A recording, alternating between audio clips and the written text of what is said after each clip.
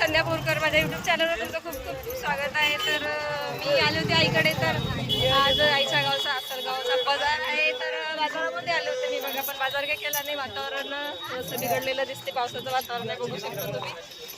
तर आतमध्ये काही गेली नाही, म्हणजे लग्नाच्या अगोदर आली होती तेव्हापासून काही आली नाही. तर आज आली मी, तर बोला बोला, सॉरी दादा.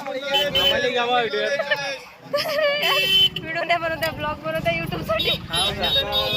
तर हे आलेत बघा भेटायला.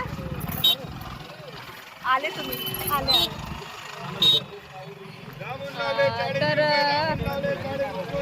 तर ताई शीतलताई भेटल्या होत्या मध्ये. शीतलताई बरोबर रील वगैरे बनवले आहे. शीतलताई आहेत, ह्या पण इंस्टावरती आहेत, त्याच्यासोबत बरोबर रील्स बनवलेत मी.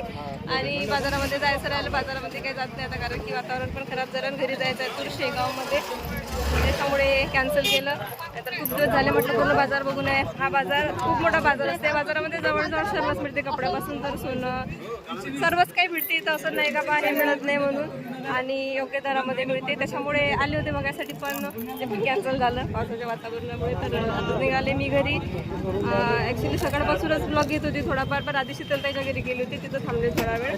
आणि नंतर इकडे आले, तर ताईसोबत 2-3 रील्स बनवल्या. अपलोड केल्यानंतर दिसतेच तुम्हाला ते काय. आणि खूप सारे मित्रमंडळी पण मिळाली, तर त्यांच्याबरोबर सेल्फी घेतले. तर खूप बरं वाटते, एवढ्या मोठ्या लोकांमध्ये कोणीतरी आपल्याला ओळखते, तर एकदम प्राऊड फील होते. तर जे रील्स बनवले ते पण याच्यामध्ये ॲड करते, ते पण तुम्ही नक्की बघा, ठीक